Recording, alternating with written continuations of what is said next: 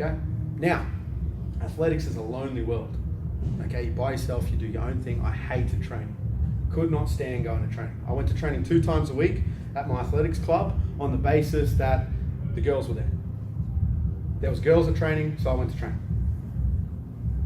Never did extras. Never once did I do an extra. As I got older, okay, around the 15, 16 mark, I started to go for runs. Now the reason I went for a run from my house is because there was hot girls up the end of the street, and I'd go for a run and they'd sit on their balcony and I'd run past them. I had my headphones in, I thought I was cool. Now at the same time, in school, all right, I entered high school just a little bit earlier than that as an A student. Because I was always told, get good grades, do whatever you can, you do your best. Now I went to a state school where on the first semester, I got all A's in my bracket. And this girl that I thought she was hot, she walked into class, I thought she was hot, she called me a nerd. The next semester I got D's. Can you see the pattern, guys? The pattern that was happening from a young age was that I was heavily influenced, 1, by females, and 2, by what others were saying and thinking. Now in your own little head, the reason I'm telling you guys my story is because I guarantee you that what I'm saying relates to you at some point, where you're either influenced by what others say. Think of a time that you've done something that is not for your personal best interest on the basis that one of your mates or a girl or a boy or someone said, man, that's not cool. Oh, I thought getting A's was cool. So, continuing through, 15, 16, never studied, never did nothing. I was that guy who the exam was due on Monday morning at 8 a.m. I'd start the assignment Monday morning at 6 and have it handed in at 8. There you go. I remember vividly, I had an oral presentation for English. I struggle at English, even though I'm born here, I just can't speak English. I really struggle. My girlfriend in high school did all my English assignments for me. I did all her maths. And she gave me this oral presentation. I stand up there, and I've never seen this oral presentation in my life. And I'm reading it, and it's about Greece, and I'm like, I don't know any of these words. And the whole class is laughing at me. Everyone's laughing. Oh, look at this guy. Oh, Curto, you dickhead. Da da da da. Everyone's laughing. What I saw was I made everyone happy. Ha ha ha ha ha. So then I became a bit of the clown joker. Cracking jokes, making fun of people, doing that thing to fit in. Now, as I was growing up, you know, my mum's slaving away. She's doing 60, 70 hours a week to try and do whatever she can for me. I'm playing rugby league on the side, going to training, doing all these extra things because I'd stop playing, I'd stop doing athletics. Okay, and I'll get to the point about that in a sec. And all of a sudden I had this support network that's trying to help me, like all of you.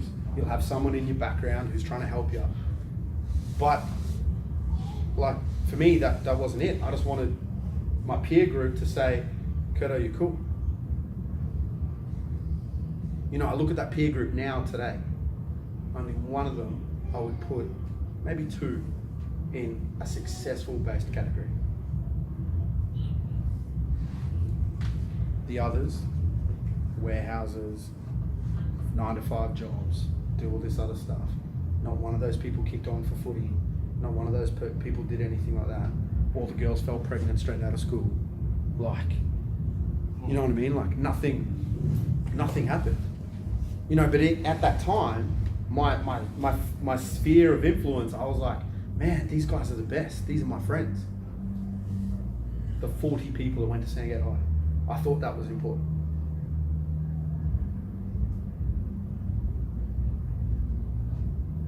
And at some time in all your guys' lives, especially at school, you're influenced by, well, man, my group of mates are my boys for life, my girls for life. This is my crew. I don't talk to one person outside of school. But I've got friends, I see them, they still hang out with all their schoolmates, which is great. You know, I look at my business partner Manny's got a different story. Catches up with his high school buddies every Friday or every second Friday for drinks and stuff, but they're all now like corporate execs and directors and own business here and run this and run that. But it's a different kind of circle. Okay. So the funniest thing that happened with me is, as I was saying, athletics star, run for Australia, everyone knew who I was coming up through the ranks, had everything thrown at me, had Adidas sponsorships, had the whole works, Had fresh kicks every 6 weeks because I got new shoes from Adidas and all that kind of stuff, right through making state teams and all that kind of shit. And then the boys are like, Curto, come play footy, man, you'd be good. What's footy? Man, come play footy. Come play school footy. Come play this, come play that. So I started playing footy. All right, still running on the side, playing footy because the boys are playing footy. And it was good because people are around you. You're in an environment, everyone's encouraging. You know, you cop a bit of shit, especially if you play league. You get fed, but everyone's encouraging. Everyone's like, hey man, you got to get better, you got to get better, you got to get better. But in that world, right, no one was actually talking about nutrition. No one was talking about, man, we got to train, 6 days a week if we want this to happen. No one was talking about, man, I'm so dedicated to making NRL or Super 15 or Super 12 or back then. No one was throwing that out there. No one in that circle was elite. Okay, and if you think about your group of circle now, think about your mates that you hang around now, and just in the back of your head, how many of them are elite? How many of you are connected to close inner circle people? Think about the 5 or 6 people you hang out with the most who are elite. Now, if you don't have that, man, you better go find that.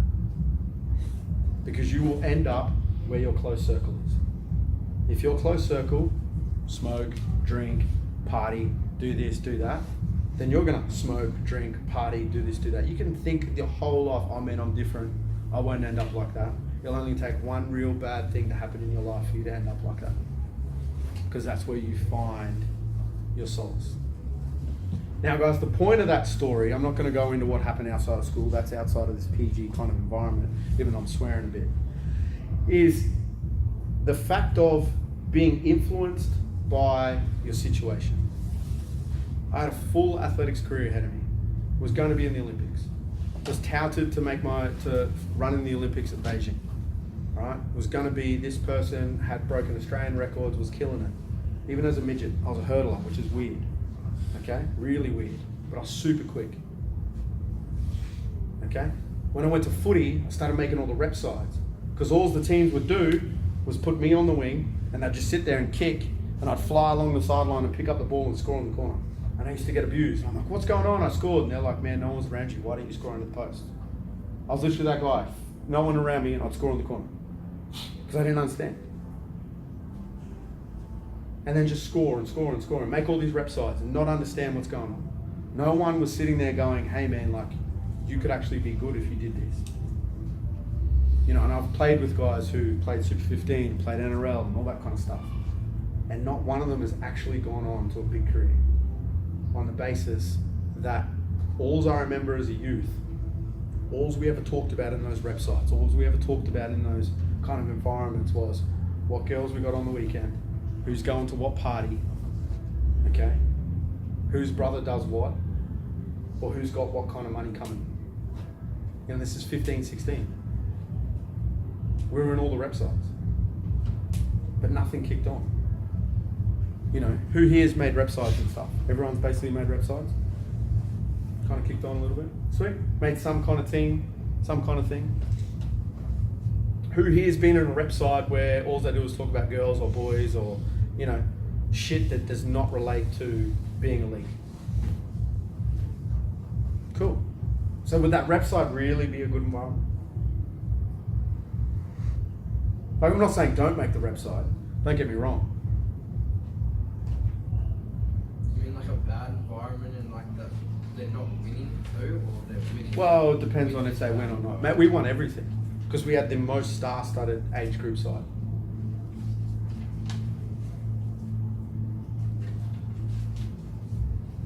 So, the 3 key points that have come out of the first part of the chat. 1, have perspective. 2, be careful of your social influence. And 3, you've got to understand your driver. And I bet you none of you picked that up in that little chat. But that was the point of my story. My story is, what is your driver?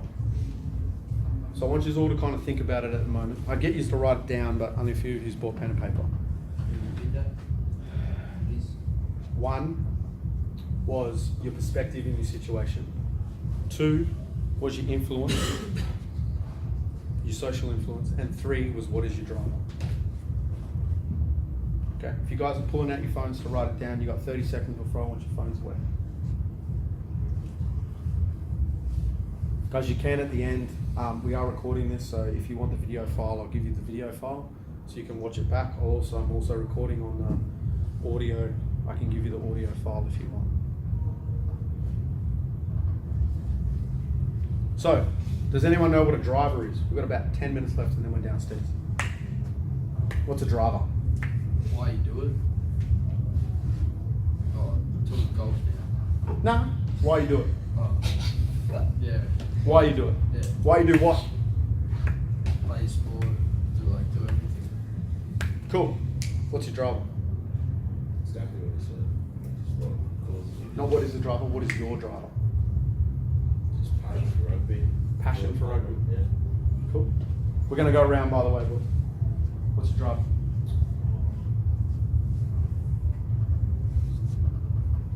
Why do you want to make it?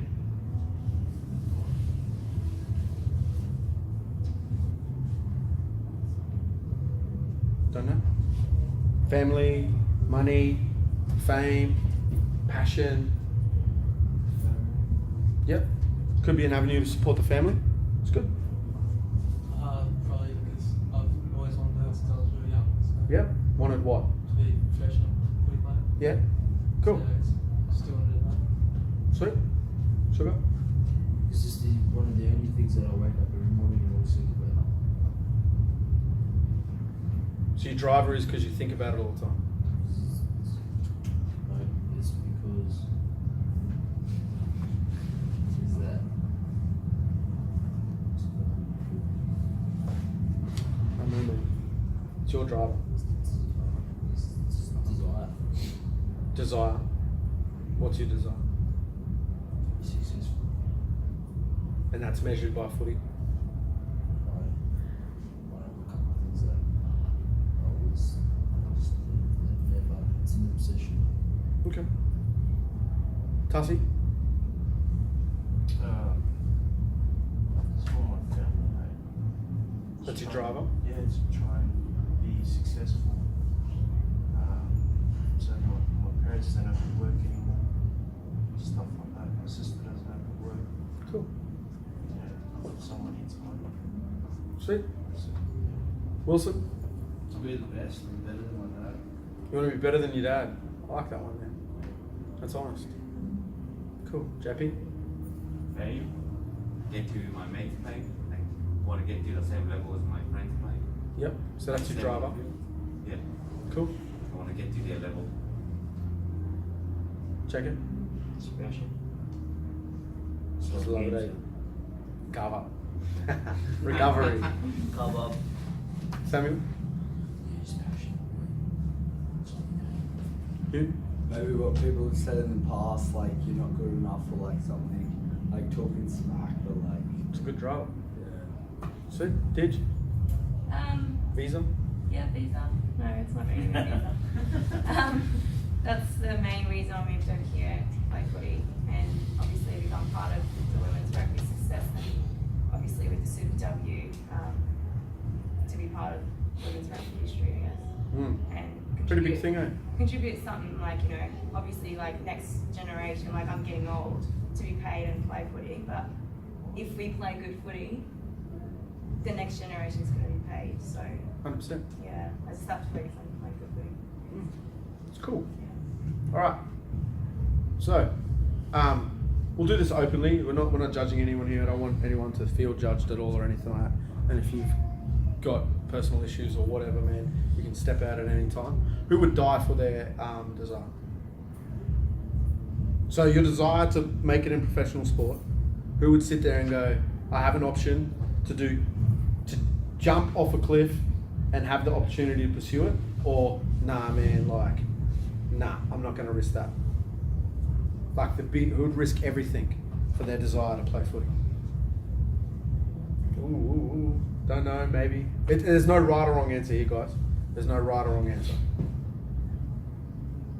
Cool. So I'll let you in on a little secret. The guys who have their hand up know more about why they really want to play footy. There's nothing wrong with you guys who don't have your hands up, but find how to put that hand up.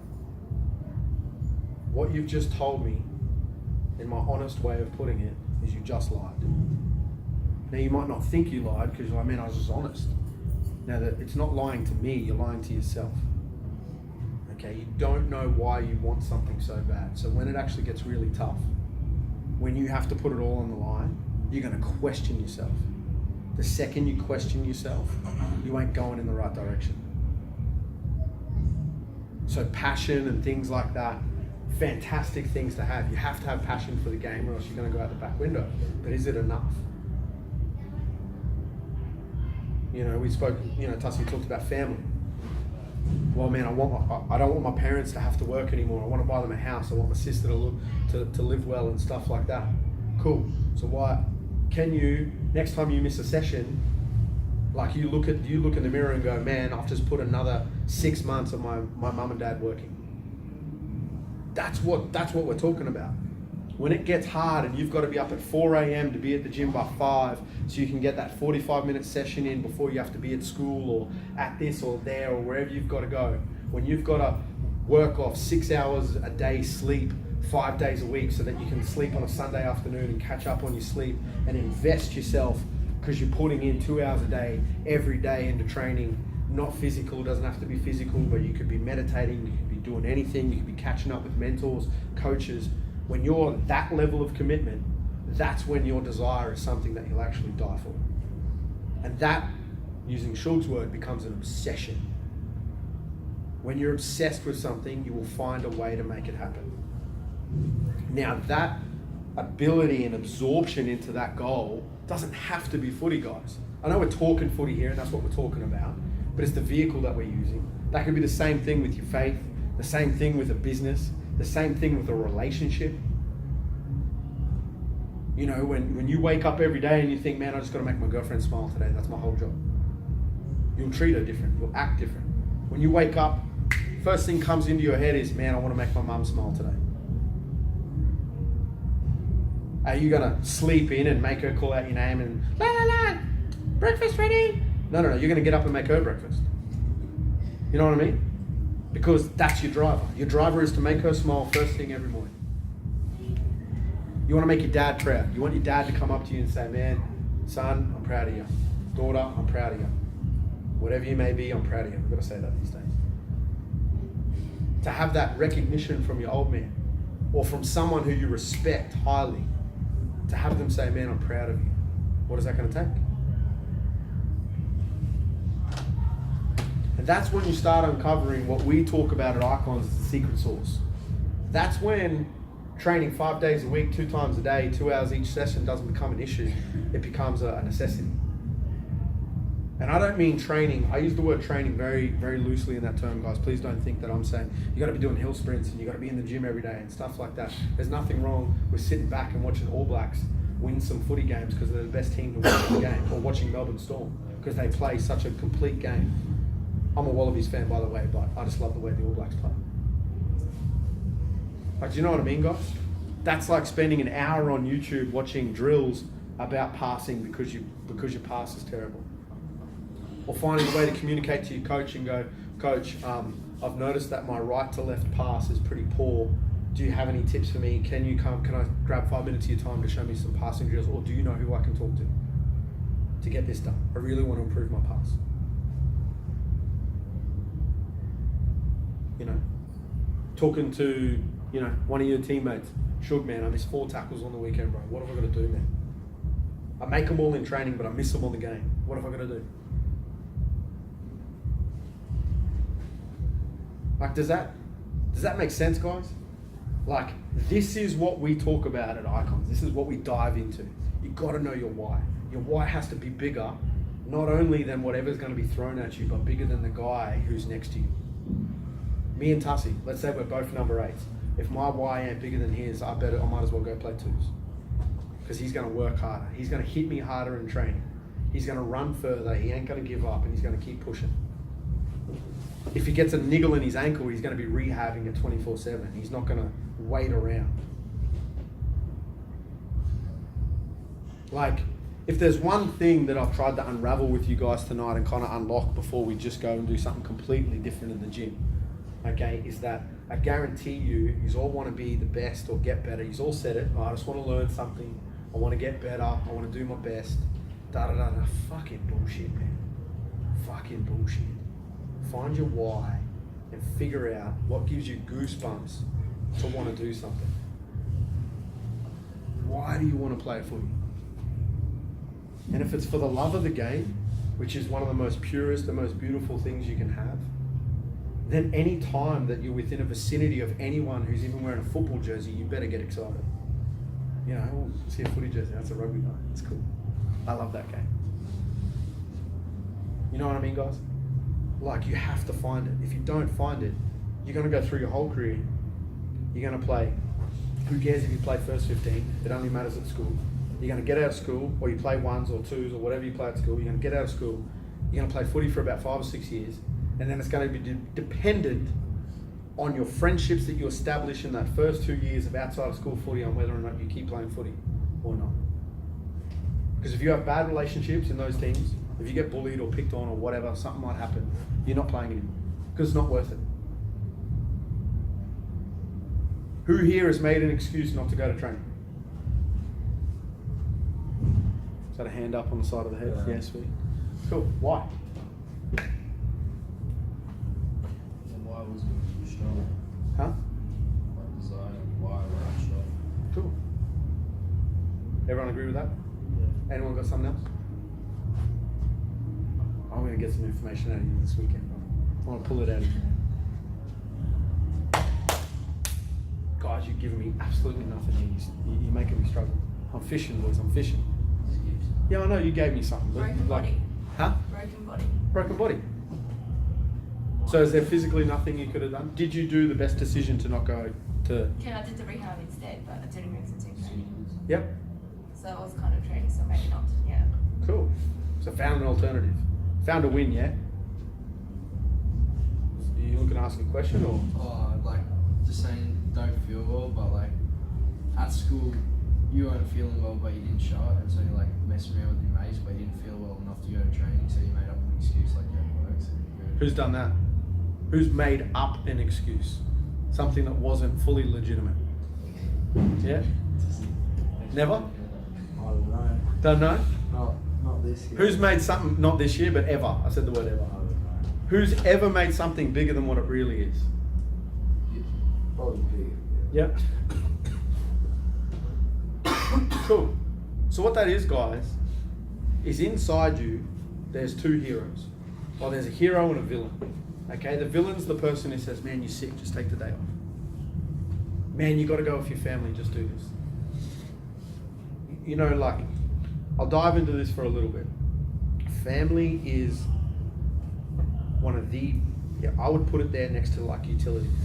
It's a double-edged sword, eh? We want to do everything for our family, yet we'll miss training because of our family. But we say that's the one thing that we're trying to do it for. It's like I'm going to steal from you to give to you. Am I right or am I wrong? That guy who stole the bread to feed his family, was he right or was he wrong? You know what I mean? Like you're in no man's land. You ain't doing nothing for nobody. Instead of finding a way to get bread or even ask, hey man, is it alright if I borrow some money to get some bread? Like you will not go to training because someone in your family has provided you with an excuse to not go. And sometimes you have a choice and sometimes you don't have a choice. Now I guarantee you with those family situations, when they don't give you a choice is because your why is not bigger than their why. And 9 times out of 10 with our Polynesian, contingent, it's normally not, we're going to church. Johnny boy, we're going to church. You ain't missing church today, we're going to church. But mum, I've got a game. No, we're going to church. Now all that means is that mum don't care about your footy. Mum care about church. You know what I mean? So that is you not having a strong enough relationship with your mum to be able to talk to her about what it is that you need to do to be able to go to that footy game. You knew all week you had a footy game. You knew all week that there was church on. It's White Sunday. All right? You know you ain't missing White Sunday. All right? You ain't missing White Sunday. It's combine. Like, shit, guys, you ain't missing it. But you know 4 weeks that it's White Sunday before it comes. But yet, you wait till Sunday morning and you go, oh, I'm going to footy. No, you ain't. You put those white clothes on and we go to church. Now, that's just you not doing enough to earn the right to be able to play footy. What's going on, guys? Yeah. Sweet. We're about to come have a seat, mate, for about 2 minutes and then we're going upstairs. But do you know what I mean, guys? Like, we use our one driver that we say is driving us to make it in footy. Man, I want to buy my mum a house, or it wakes me up every day. I've got to do this. I've got passion for it. It's probably the first thing that becomes the excuse. And that's when you know that your why is not strong enough, or you haven't earned the right to have that why. All right? If you sit there and say, man, my family's my driver and everything like that, all right, bring your mum and dad in here. I want to sit down with them. I'm going to ask them 3 questions. First question is, all right, I'll use you as an example. Is that all right, Tussie? Sweet. I mean, Mr. and Mrs. Tussie, or whatever your mum and dad's name is, I'll introduce them personally and go, okay, what is John's dreams? That'd be my first question. What do you think they're going to tell me? What would they tell me? To play rugby. To play rugby. That's your dream. Professional. To play professional. To be born, to be successful. Yep. That would come out of their mouth? Cool. First. Awesome. Cool. Based on his actions towards you guys, what is his dreams? Would be my second question. You know, John, he's not really committed, eh? Like, he kind of misses training a little bit and da-da-da-da-da-da. This is fast food and soft drinks. Yeah, he's always, he goes to this famous every Saturday night. So, I'm sitting here, okay. My third question would be, do you believe in John's dreams? Well, like, we support him, we love him, and whatever he chooses to do, we'll support him.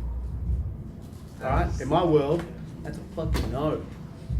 They don't believe in it because you don't believe in it. And I'm not picking on Tussie here, guys, I'm just using that as an example. Because I could use it for Wilson and trying to prove his dad wrong, or Shug, who gave me some kind of, man, it's my desire, but he doesn't really know what his main driver is, or he didn't tell us. Like, if I ask your closest people around you and they can't give me the answer that you've given me, then that means it's not big enough for you. Alright? You go speak to my family, right? You ask Fizz, you go downstairs and you ask her, what's Curto's number 1 dream? Boom, straight out of her mouth, there'll be one of 2. One will be to build this empire bigger than anyone's ever thought he could ever build it, or the second one will be to be an international coach. Bang, straight out of her mouth. Does his actions show you that dream is going to happen every day? Every day. Won't even be a hesitation come out of her mouth. She might give me a little bit of stick.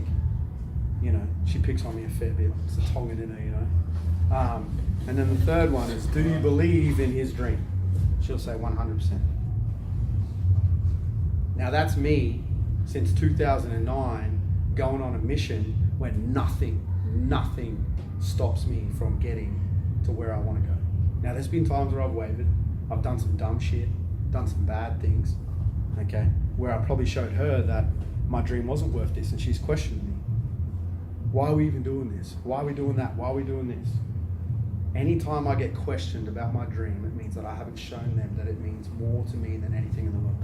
And that's an opportunity.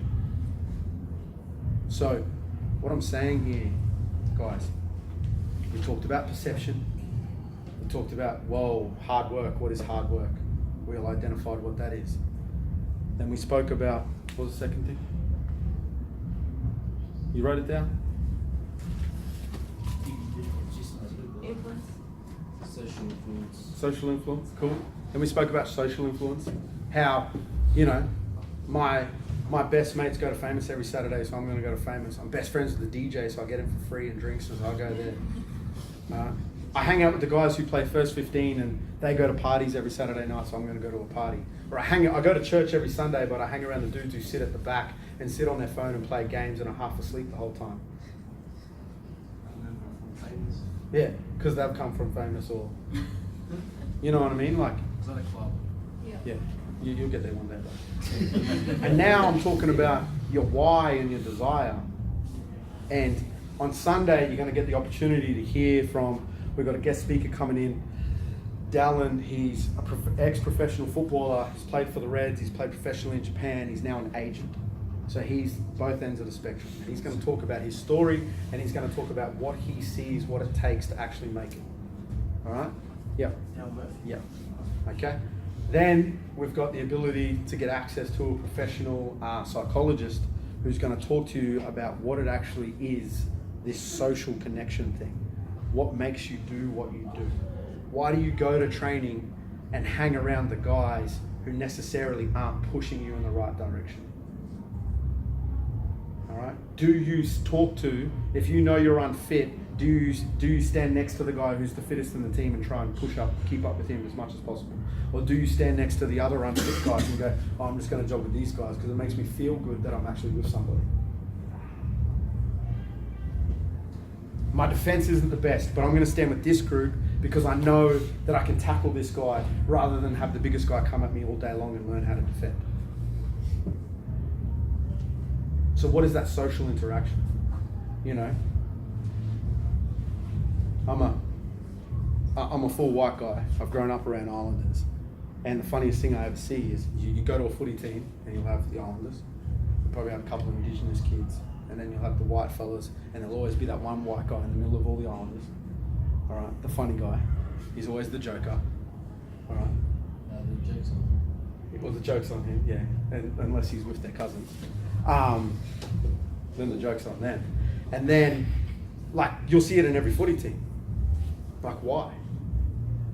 You know what I mean? Like, we're so worried about our social stance and how we feel comfortable that I guarantee you that one of those Islander kids, his best guy who him to train with is probably this white guy over here. And then one of the Indigenous kids, his best guy to train with is probably this guy over here. But we judge everything on a social engagement, where we should rock up to footy and be like, I'm here to be elite. What's the best option for me to be elite? Okay? And then Manny's going to talk about a couple of things around accountability and time prioritization, okay, which are probably the two most important things that you'll ever need when it comes to footy. And it kind of touched on it tonight, how to be accountable, right? You guys said hard work was like 10 hours a week. Bullshit. 30 minimum. How do you be accountable to that 30? How do you be accountable to your mum and dad so they understand your dream? So you can get out of White Sunday. You know, or how do you be accountable to your footy club and go, man, I'm not playing this weekend, 3 weeks out, and let the coach know. So he's not sitting there going, man, I got let down again. Why is Tussie always late? Because he understands that there's one car, there's 13 brothers and sisters,